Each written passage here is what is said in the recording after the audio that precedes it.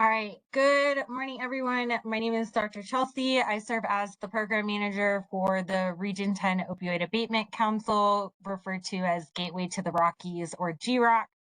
Today is our December 4th advisory committee meeting. I went ahead and took attendance as I saw people trickle in. That way we could go ahead and jump right into the meat of this meeting. So we have not 5 p.m. We have the December 8th full council agenda that we are going to be going over today. So that is going to be on Monday, just 1.5 business days away. They will approve the November minutes. We'll go over conflicts of interest. Gilpin County has an appointment update. Their law enforcement representative, the alternate and the voting member switched places. We don't have say in that. That's just something that they do that's appointed. And then we'll go over a finance report. Not much has changed. Our financial transparency dashboard should be coming by the end of the year. It's done. I've seen it. They just have to get it into the website. So that is super exciting because that will be updated quarterly with how money is being spent. So it'll list an award and then how much has been expensed to that an award, and then it'll also list our allocations. I'm also working on trying to get our accrued interest reflected in there. Are there any questions about governance for Monday? Any comments?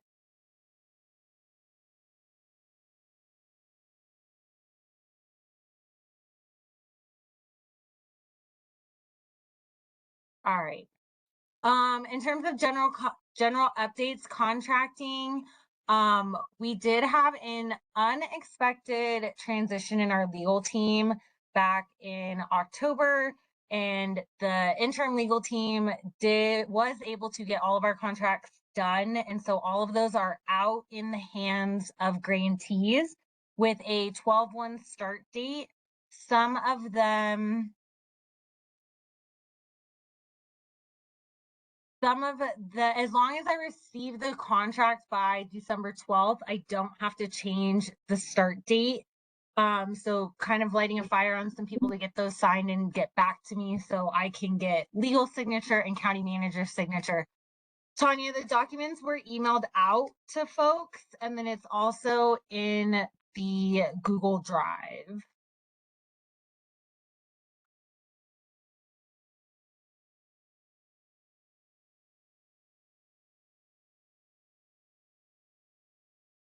So I linked you straight to the minutes template. I did email out like the meeting packet for the voting members on December 8th to this group. And then what this group does is we go through that same agenda, but I get your input on agenda items. That way, when those agenda items are presented to the full council, I have your feedback, questions, comments, concerns to set the stage for the full council.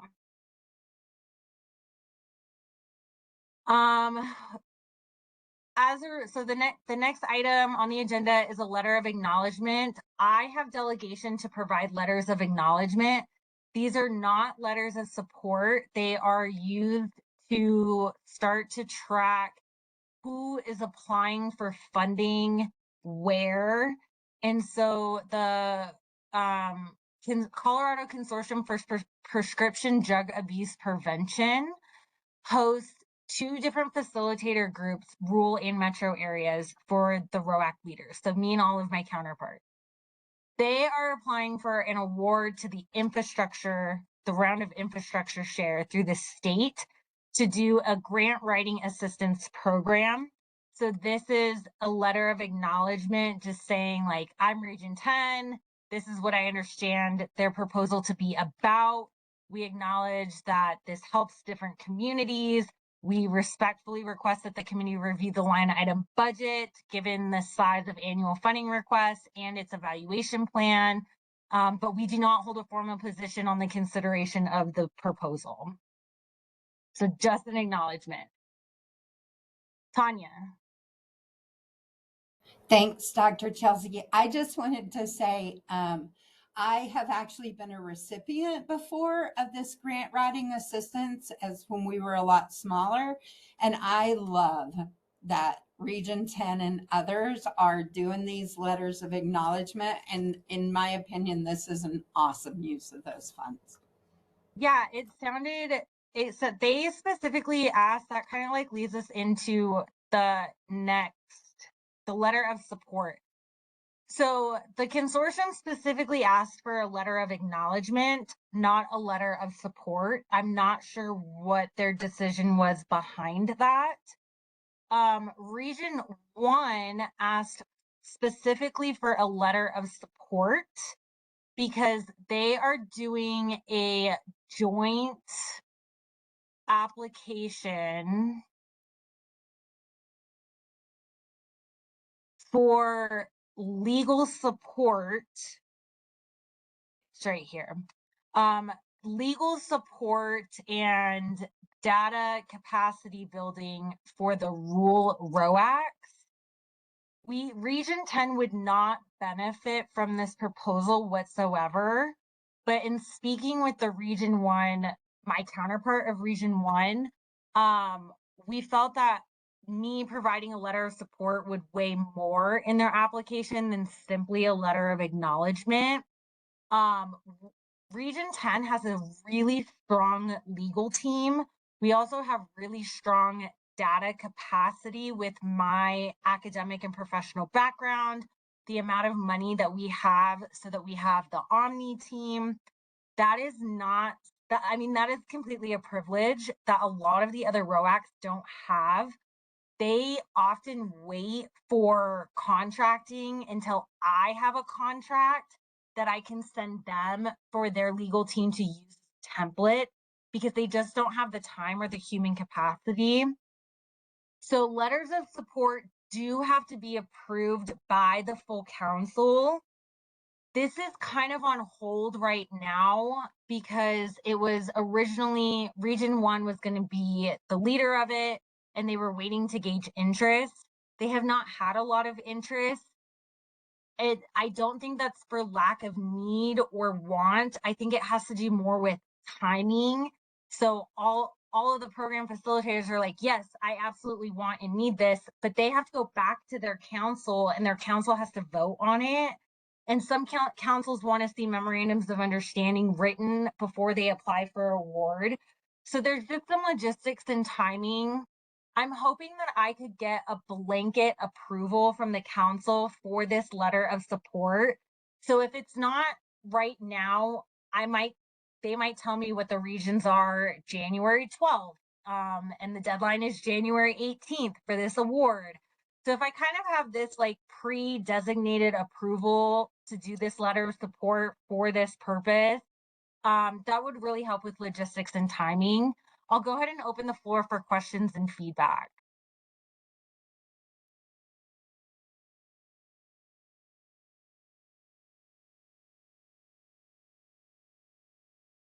Tanya. I just think that what you've created, Dr. Chelsea, is worth multiplying across the state. And I really love that Region 1 has reached out to do this. I hope there will be some other regions. I can tell you as a grantee, it would be so much easier if people would kind of get on the same page instead of every region having different situations and reporting requirements and how to do this and what you can bill and what.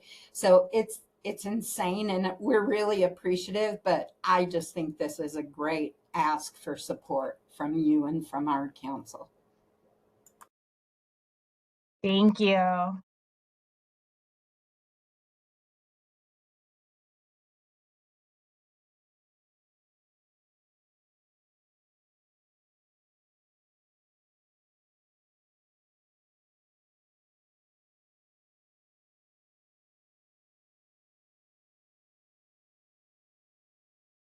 Anyone else before I go to the next item? Okay, the Stedman Group is hosting a national opioid settlement conference here in Denver, June 17th to 19th. The Stedman Group was previously facilitating Region 10. They facilitate a couple of other regions. They do work on the settlement kind of nationwide. But I wanted to gauge interest in attending the conference because they do have a pretty hefty nonprofit government early bird fee is $625. That does include all 3 days of the conference. And so I just wanted to, again, gauge folks' interest on attending that, if this is a good use of opioid settlement dollars, if we should only send one person, should that be me, should that be a chair? I'll go ahead and open the floor for discussion. Do any of you want to go? I would like to have somebody from my staff go. I'm not sure it could be me, but like me or Sean Gartrell, our director of operations, if that's an option. I mean, everything's an option right now. Tanya, would you seek funding from the other ROACs that you are funded through for this?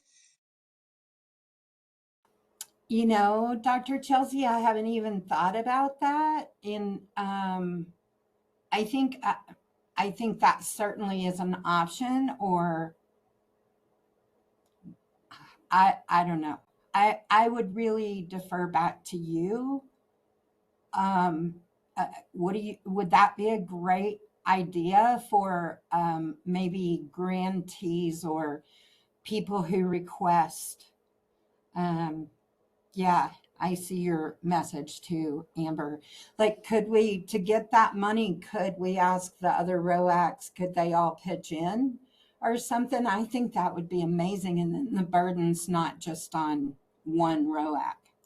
Yeah, and it could be something where, like, I'll use Amber as an example, Amber and Tanya as an example.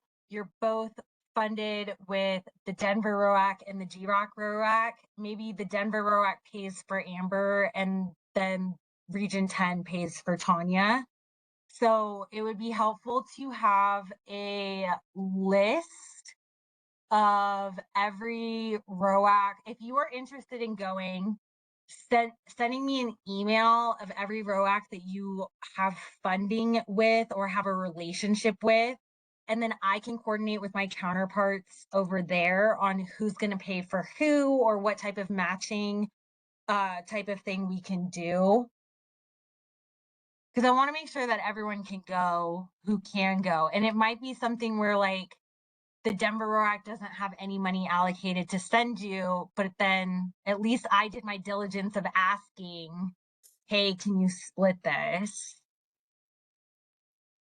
Dr. Chelsea, is it worth a conversation? I don't know if that's initiated by you, or I'd be happy to do so for folks like myself and Tanya who are working in multiple regions, to get this on radar, share with the COAC to see. I mean, it's probably like their budget's already established. They're already understanding the allocation of their funds, but this is something kind of new. I know the Stedman Group officially announced it like 2 months ago or so.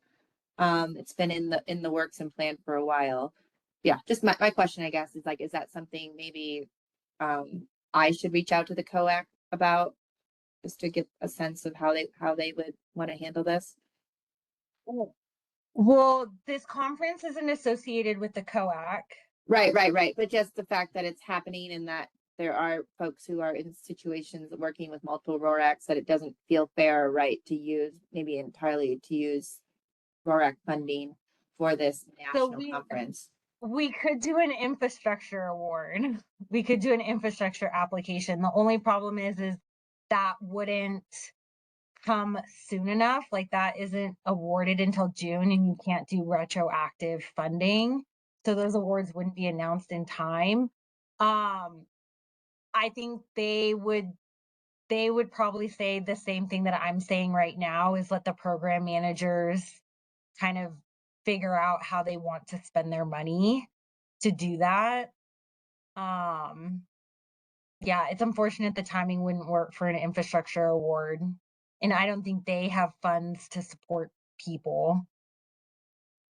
So that, I mean, it's totally fine. I don't mind taking charge of this. If you guys want to go, just send me an email that you are interested and give me a list of all the ROACs that you have any type of relationship with, and I can coordinate with them. Ultimately, if you are part of my council and you are interested in going, I view that as my responsibility to get you there however I get you there. If I can get a matching award, great. If I can't get a matching award, then at least I have ground to go to my council saying, here's why I want to fund these people going. There's no other option for them to get funded somewhere else. That makes sense. Thank you.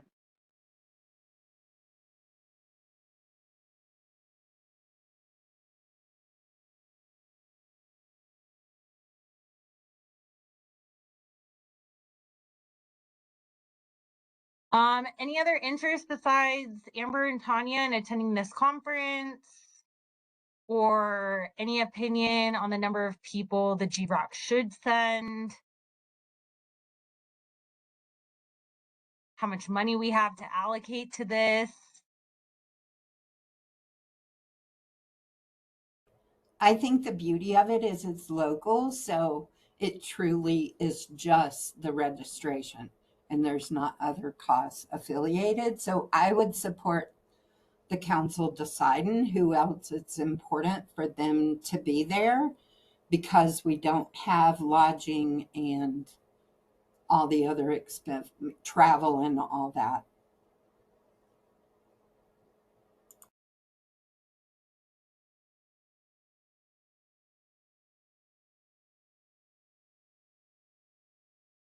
All right, going on. We are revisiting the Jefferson Center for Mental Health proposal for special projects because the voting members did request some follow-up questions and responses.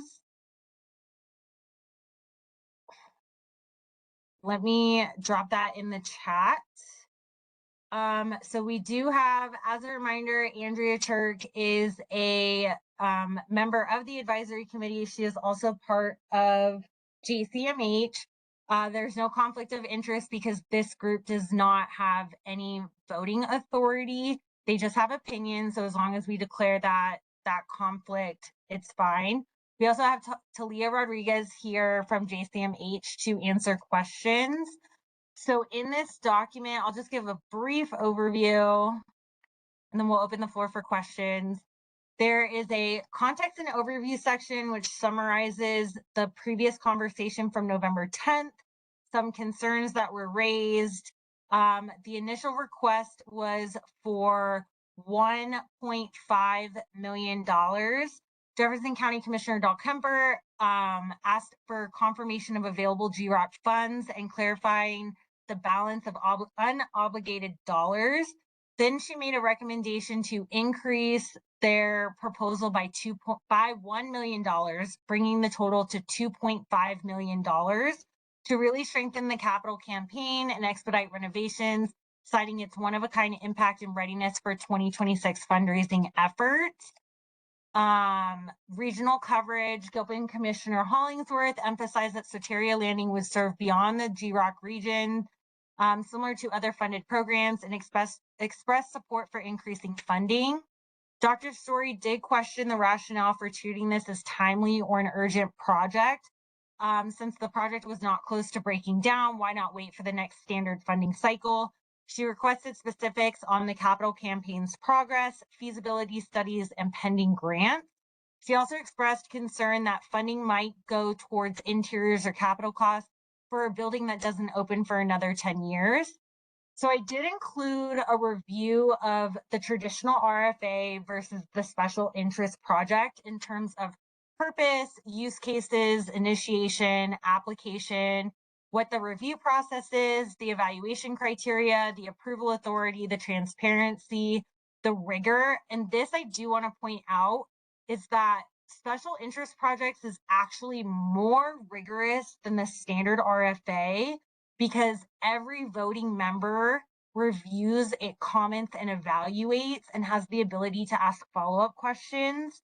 In the standard RFA, not every voting member sees every application. They really only review the applications that they signed up to evaluate, and then they see the ones that make it to group discussion.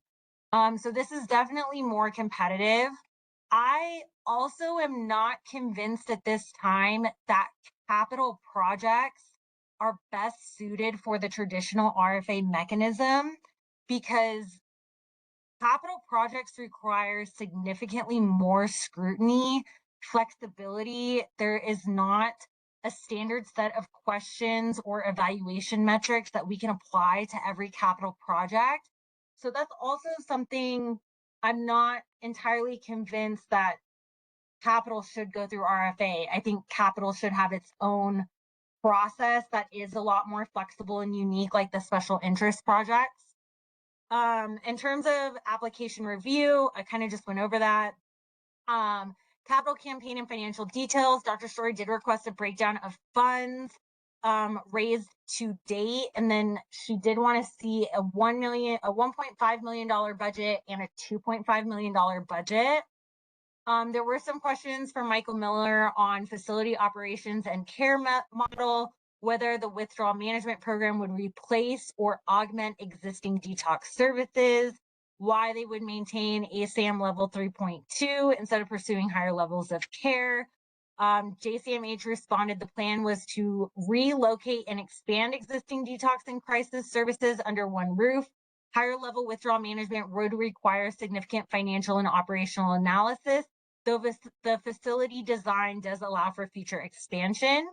And then there were questions for current data on withdrawal management outcomes for JCMH. So thank you to Leah for putting this together. So here are their follow-up questions. The capital campaign progress to date, percent secured capital was 7%.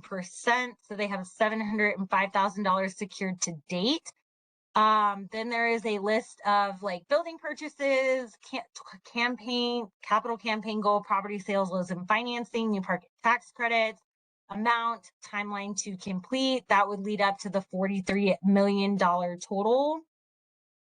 Then here is that line item budget if they are awarded the 1.5 million in funds that they initially requested versus the $2.5 million in funds, which there is a motion on the table to increase that amount.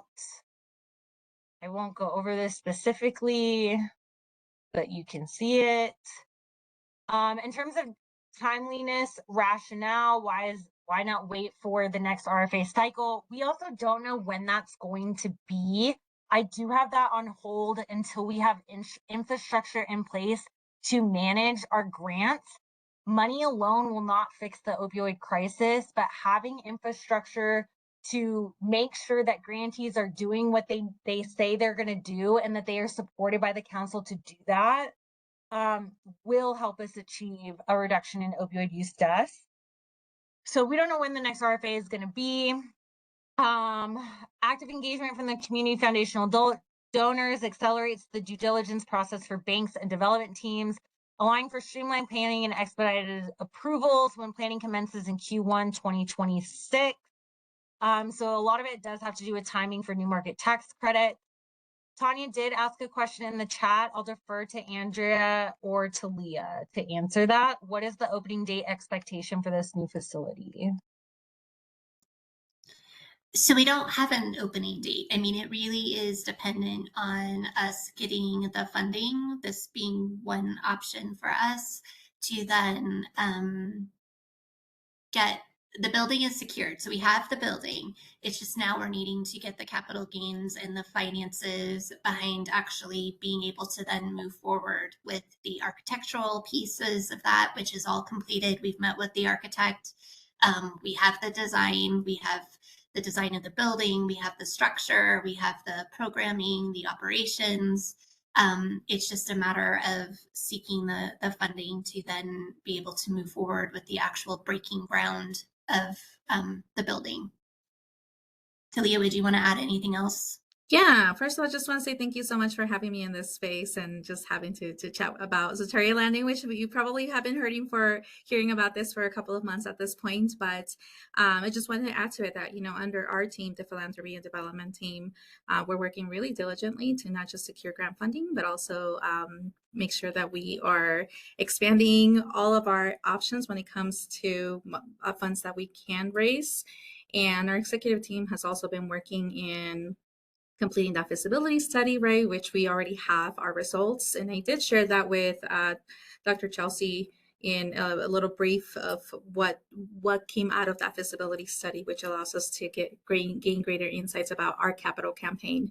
Our projected, though, opening is to be the winter of 2027. Sorry, I had to close my eyes because I'm like, what year are we going into right now? But we are projecting to have this all be done and set and open at least in that winter of 2027. That is our projected opening time frame. And as I mentioned, I just want to say we have been working super diligently to continue those conversations about funds, partnerships, and everything that is required so we can really shoot for that timeline.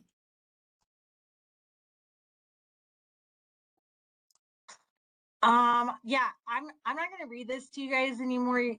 You all have a copy of it. It's linked in the chat, but I do want to open the floor for discussions for at least 6 minutes before I transition into the strategic plan. So if folks want to go ahead and take their mics off, ask Andrea and Talia questions. Thanks, Talia. That was really helpful because I noticed in the beginning there was a comment about 10 years down the line, but with winter 2027, that feels more in now instead of why are we funding something that's not going to happen for 10 years. So I really appreciate even the, the expectation that winter 2027 is at least the target. And I agree, Dr. Chelsea, that we don't know when that funding is going to come back out, but I think traditionally it's been every couple of years, which would still lead us to this needs to be a conversation now instead of putting it off to the next funding cycle. So that's all I have.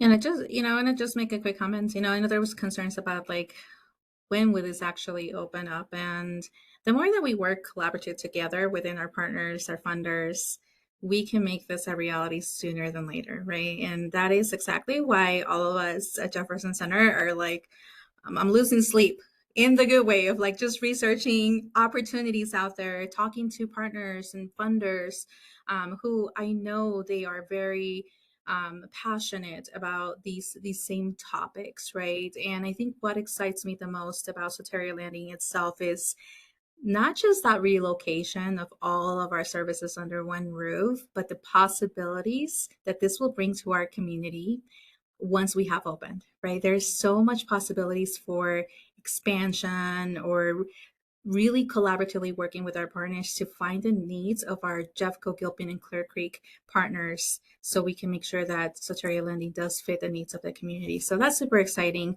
And although 2 years, right, may feel like, oof, still 2 years. I mean, that is the whole construction period. There's phases to the construction. And that's why it's set out that way. Just wanted to point that out.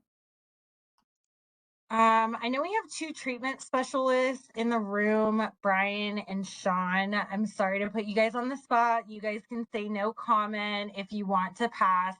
But like I said, I know that the council did have questions specifically about the level of care model. If you folks being on the ground have any insight, whether the JCMH response was sufficient, if you would like to see those higher levels of care offered, that insight would be much appreciated. Yeah, I can jump in. I think I really would advocate for those higher levels of care. From what I see working in some of the more acute levels of care, there is a great need for services, especially residential services, as funding for Medicaid is really tough to operate on and create a sustainable program from. And that leads to just a dearth of services for that. Often, the facility I work at was mostly a detox level of care, and we really struggle to get people in underserved populations into a residential level of care, which is the next step down level of care from detox, without being put on a multiple week wait list. So there are, I think, some opportunities there that we could support. The lower levels of care are needed as well, but they're a lot more available, and there's a lot of virtual programs out there that can support individuals. It's really that residential level of care, detox, but mostly I would say residential, where the biggest gap in services is, and that's where the most wait lists are. And I'll say, just from my experience, putting someone on a 2, potentially 3 week wait list, leaving detox, the odds of them leaving detox and staying sober those 3 weeks and getting to a residential level care are not great without a reoccurrence of use happening in that time period. So we always strive, the goal is inpatient care, and that is really tough to do with the Medicaid population. For us ASAM challenge folks, I'm speaking of myself. So are you talking about like getting people from 3.5 to 3.7 and you want to see more 3.7? I'm talking 3.7 to 3.5, so a step down in level, so more opportunities for 3.5. There's a lot of people out there that offer 3.7, and there's still wait lists for it, but they're not nearly as long as the 3.5 wait lists. So if I may, just to clarify, just to kind of set the, the continuum of care. So we have 3.5, which is residential, which is what Brian is talking about. And that is our adult residential recovery program. So that's one of the programs that would be located at Soteria Landing. And then we have 2 levels of care right now for withdrawal management. Although the 3.2 level of care is being phased out due to the revamp of ASAM, but that's not something we need to worry about right now. However, 3.2 withdrawal management is referred to as social detox. And so the folks who have lower risk of withdrawal tend to go to 3.2 because there is not 24/7 medical staff there. Whereas with 3.7, that is considered medical detox. And that is where there is 24/7 nursing in physician care. And that is what adds to the cost of a higher level of care, such as 3.7. So most 3.7s traditionally are attached to a hospital setting. So if we look at West Pines, which now it's its own entity, it's no longer with Lutheran, but West Pines, Denver Health, 3.7 is for those individuals who need medical complex care due to their withdrawal. So typically alcohol, some benzo, and some opiate withdrawal, depending on the severity. So there's a medical component there that will automatically there's a lesser need for 3.7 because we have fewer people who are in need of that level of care versus your 3.2 withdrawal management detox, where even somebody with alcohol can still go to 3.2. It depends on their symptoms, right? So the higher level of care, the fewer, I guess, people that are in need of that higher level of care because of the admission criteria. for that particular service. Does that help? And then the lower levels of care would be like 1.0 outpatient, 2.1 intensive outpatient. And then to also add to this as a reminder, we are adding an additional level of care through Soteria Landing, which is TRT, Transitional Residential Treatment, which I think falls under the 3.1 ASAM level of care.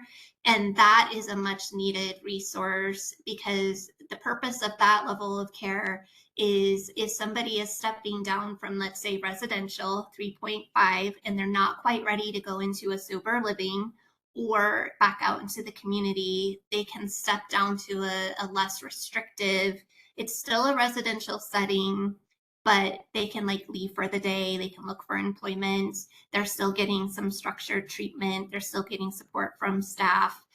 So that will be an added 10-bed service that Jefferson Center does not currently offer, but will when we transition over to Soteria Landing. So hopefully that helps with the levels of care that are being offered. Yes, it helps contextualize this so much more for me. Thank Yes. you. Good.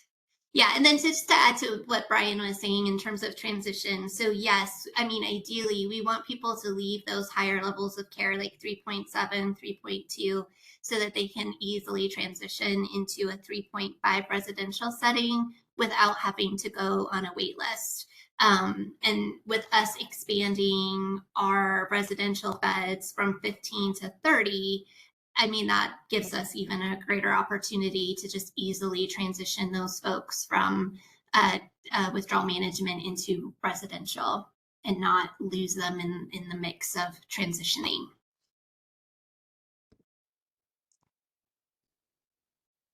Beautiful. I don't Anything have else? a ton to add. I think Brian really kind of hit what we're seeing, and I really appreciate the clarification that you just gave, Andrea. It sounds like it'll be it'll definitely help a lot with like what we're seeing as well, which is having a difficult time placing people for residential more and more. You kind of spoke to it. I guess just the only thing that I would add that we're kind of navigating ourselves is transitioning from ASAM 3rd edition to 4th edition, because there's just so many different moving parts and people who are recognizing it differently. Like we have contracts where we have to show both that we're doing 3rd edition and 4th edition levels of care. And the biggest differences, as I'm sure you know, are around the withdrawal management piece, because, and I think you're using that term because it's what people understand, but that term is gone from the 4th edition. And so when we're talking about, you know, meeting medical needs, it's required at all levels of care now. And you're nodding your head, so I think I'm preaching to the choir, but it just definitely adds a whole nother level of complexity. And I'm sure as you guys are trying to structure this program, I think the time frame that you open the doors is going to make all the difference, because from my understanding, the state, you know, and Medicaid payers are not recognizing 4th edition until January 27. Yep. Whereas all commercial payers are requiring it now. So Yeah. No, Sean, you bring up a great point, and it does add, the timing will be interesting in terms of the transition. And so you're correct. So there will still be the 3.7 medical because of that medical complexity, but everything below 3.7 when it comes to withdrawal management essentially goes away. And so in my mind, if I'm simplifying things, knowing that there are a lot of unknowns in terms of regulatory, financial through HCPF, there's still a lot of unknowns. Having the facility, I mean, people are still going to need withdrawal management. They're still going to need a place where they can safely withdraw. And so whether that is kind of a combined environment with ARR and, you know, what that looks like, I mean, that still remains to be seen. But I think by having it all in the same location, I think we'll have a bit more of a seamless process with that transition, because the people, the individuals will need to have the treatment anyway. And so we're hoping to just kind of combine it all together if they're needing that level of care. And of course, we'll have to figure out our outpatient side, as will everyone, around how detox will work. But yeah, it will certainly change kind of the operations of it, but we will still be offering, in theory, those levels of care. We're just waiting for the state to kind of give us some direction around what that looks like and how we'll get paid. I truthfully don't think that most of them know what's going on. Not the state in specifically, but even at the different commercial payers, it's Yep. It's Yeah. interesting. It's an interesting time right now. Yes, we've got some work ahead of us, that's for sure, and lots of collaboration. Awesome. So also, in the interest of time, I just want to summarize that this group is still in support of the council's consideration of this project. Are there any positions on the 1.5 versus the 2.5 million, or would you like to leave that discernment to voting members?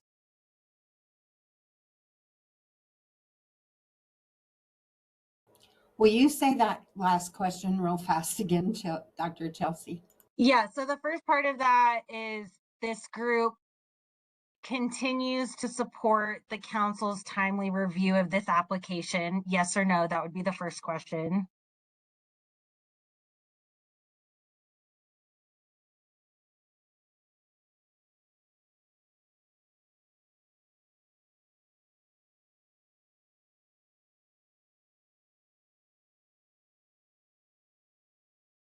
I need a response from people in this group.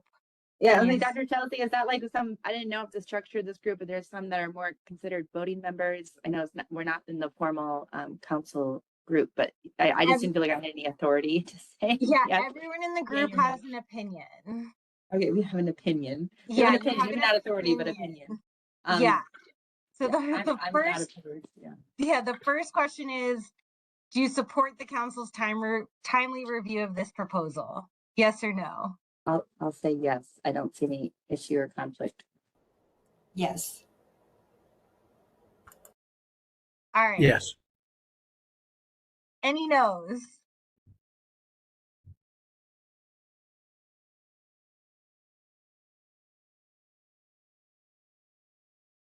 All right, next question. Is there any opinion on the initial 1.5 million versus the motion to add $1 million, which would be 2.5 million? I would just add that 2.5 million seems like a large amount of money, but that goes really quick at the higher levels of care with the staffing that's needed. I don't know exactly how that extra or additional 1 million is being allocated specifically, but I just want to throw it out for that. It's in their proposal. Oh, okay. Yeah, so it shows you right here. Here's the 1.5 million versus the 2.5 million. I would speak in favor of the 2.5, just given this a quick glance. I just know operationally, especially expanding those higher levels of care gets really expensive really quick. And I agree with Brian. If we're looking for especially higher levels of care, we need to support that. All right. Any opposing opinions to the supporting the 2.5 million?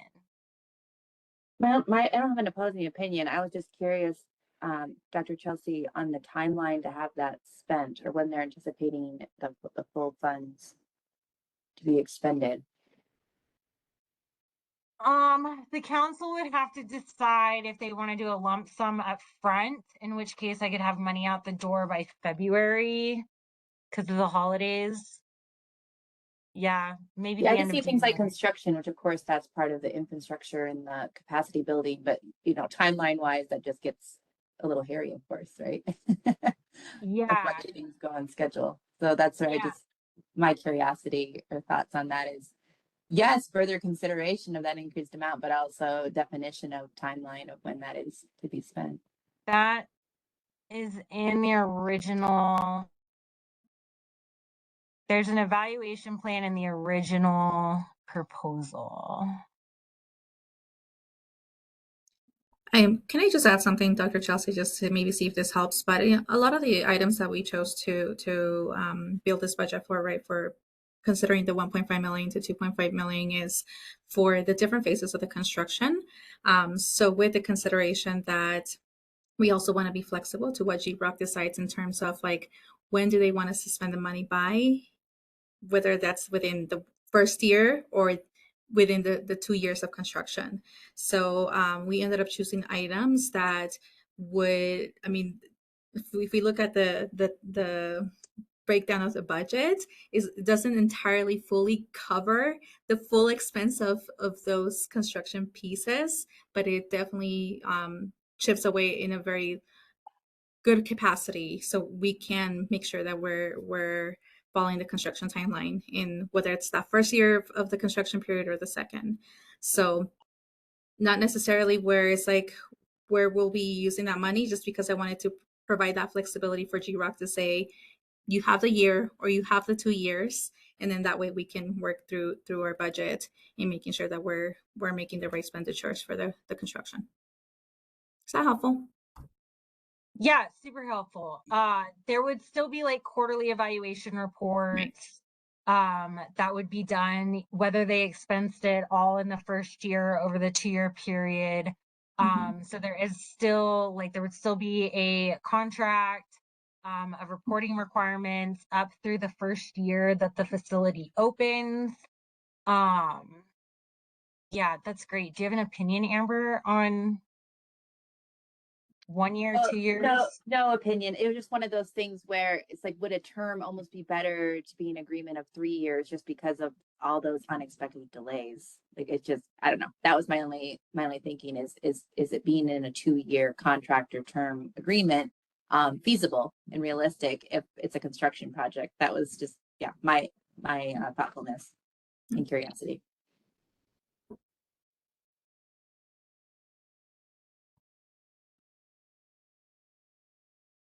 I don't know. That's a great question. I can let you know what legal says. I am not a contractor. I'm taking a contract law class right now.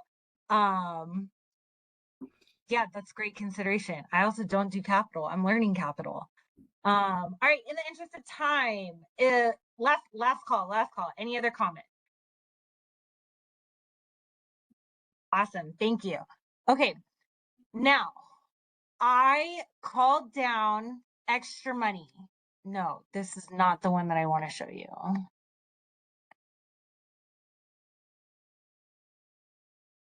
Nope.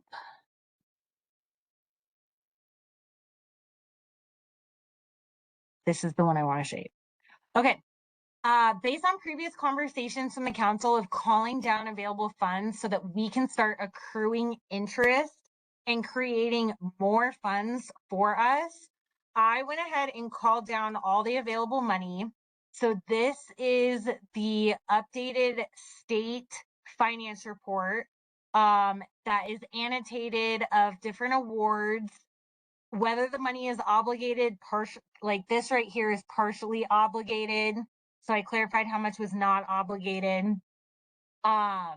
So we have $9,231,175.71 not obligated. So the next RFA, that's how much money we would have to give out. This amount of money is also what is accruing interest at this point. Well, it'll start accruing interest in February when the funds are actually released to me. It was just approved today to get released. So this is the amount of money that will start accruing interest. As a reminder, when last year at this time when money was called down, that money ended up accruing $150,000, which pays for our grant management system for 9 years. So it'll pay this for 9 years. the Auna platform. That's interest. That's not settlement. I mean, it's settlement dollars, but that's fund money. So based on conversations of our strategic plan, in order for me to call money down, I have to allocate it somewhere. So the things in yellow, we have not yet filled, and I've allocated money to them. Please do not pay attention to this random $872,000 that I put here. What I did is I took all of the money that was available, I divided it by the number of line items we wanted to expand our strategic plan, and then I put that money in. We can move money around, so it just needs a tentative allocation, if you will. So the biggest areas were right here in treat opioid use disorder. This group had previously talked about adhering to ASAM continuum levels of care, expanding telehealth services, and then keeping our general fund of opioid use disorder dollars. We also expanded within the recovery column job services training for people in treatment or recovery, getting them job development, hiring or training behavioral health workers to provide extended care services, training for emergency room staff, expand warm handoff services across first responders, recovery support services, all of that kind of stuff. And then this was specifically requested, recovery friendly workplaces was specifically requested by the Gilpin team. I think that was it. Those were the only things that I added. Any questions about So the revised strategic plan? just for clarification, everything in yellow is things that we want to do in this region, right? Yes, that we do. Okay. So if you scroll over a little bit, there's a Clear Creek, Jeffco, Gilpin obligations. They're blank. So we're not filling that with anything. So the next RFA will be extremely targeted. And that does bring me into like where I need this group's opinion, is that when we brainstorm the next RFA, we have an option, right? The ultimate goal is to align our contracts with the state calendar. So if we were to do that now, we are looking at a full RFA application window, March and April 2026. Review would happen May, June, July, and August. Contracting would happen September, October, November, I'm going to say January, and that would have a January 2027 start date, which aligns us with the state calendar, which makes quarters, invoicing, expense reporting nice and clean. Option 2 is that we do a smaller RFA in June and July of next year to test our Auna application system and give time to build and test the infrastructure of our 11 current grantees. So this might mean that we pick one area, like maybe just these 4 things in treatment, to write an RFA form. That will reduce the number of applications we receive. Again, make it very small and manageable to test out the Auna application system, the review system. I have to make all of the RFA documents for this. I have to make the application questions. I have to write the description of what is a good project. I have to put together a rubric for these things. I have to design the discussion questions. So if we wait until June or July next year, I have time to do that, bring it back to this group, get feedback, and do some kind of user testing before we launch it. So again, we would do that like June and July. We would review August and September. We would contract October, November. They would have a January 1st, 2027 start date.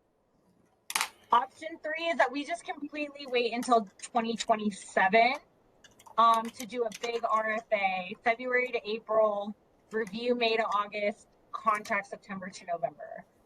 Floor is open for opinions. No, Tanya, the opioid calendar is a calendar year. The Attorney General as a government might have a different calendar. But Which is fine. the COAC, the State Opioid Council, is January to December. Okay. So that was also why, if people look at this, my line item was 150,000. That was only for the calendar year 2025. So when I was calling down funds, I did double this because this plan is supposed to be for all of calendar year 25 and all calendar year 26. So it's 2 years. Okay. That helps me. Thank you. Because the BHA and all those folks use July 1 to June 30. But as long as we have 2, I'm good with that. I love getting this on track as a grantee that has to do reports and breaks the quarters up. And yeah, so I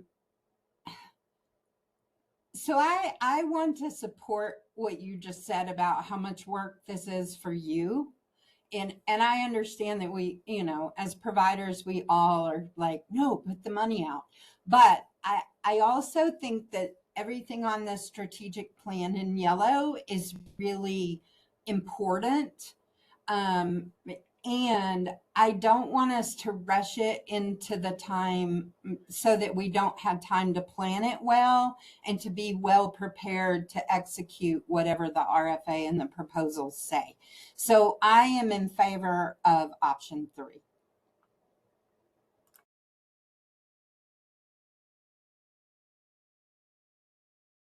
Any other opinions?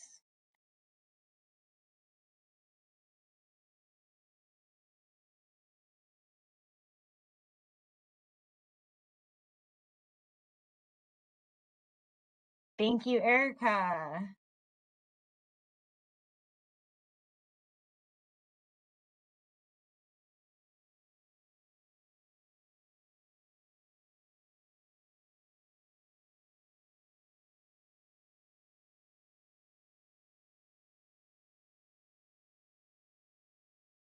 Brian.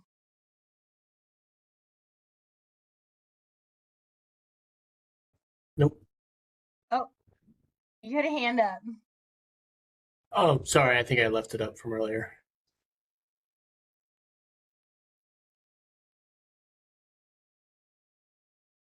Any other opinions on which option?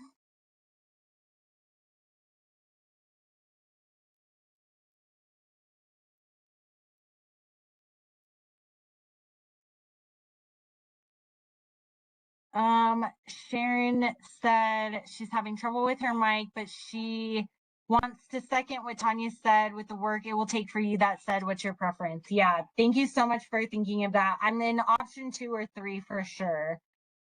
Initially it was option 3, but as we're getting ready to build out a UNA, I could probably make a very small RFA work in mid next year. So I would say, like, again, 2 or 3 would work for me. It really, I'm sure the council wants option 3. They want a break. I kind of asked a lot of them this year. All right, folks, I do want to be mindful of time. That was it. Sean, yes. Well, just with what you were just saying, that you might be able to do a small one, going option 2, do you feel like that would be a potentially good opportunity to kind of test out the new system, and then also have the committee with kind of some of the new structure that you put in place? And to me, it just seems like it might be beneficial to have like a smaller RFA to evaluate how everything's working before going into a big one again in 27. Yeah, and that was like, that's what made me think, like, okay, I could probably make that happen, make it very tailored, very narrow, but then we get that user testing, we get the committee to test how the rating system works. Okay, just kidding. I go with option 2. Okay. Because that makes sense. Now that you guys are saying that out loud, I am in agreement with that. Yeah, that if I mean, I'd have to take you at your word. So if you feel like it's a good idea and like it would be worth the effort to give us an opportunity to test at a smaller scale while still obviously meeting our mission, which is to try to get, funds out to some of these worthy causes, then I would go option 2 for what it's worth. Yeah. Thank you. All right, everyone. Thank you so much for your opinions, your time, your commitment to this. If you want to join the full council meeting on Monday, you can. Otherwise, I will carry over all of your opinions to the voting members then. I hope you all have a great weekend. You Bye. too. Thanks, Dr. Chelsea See and ya. everybody. Thank you.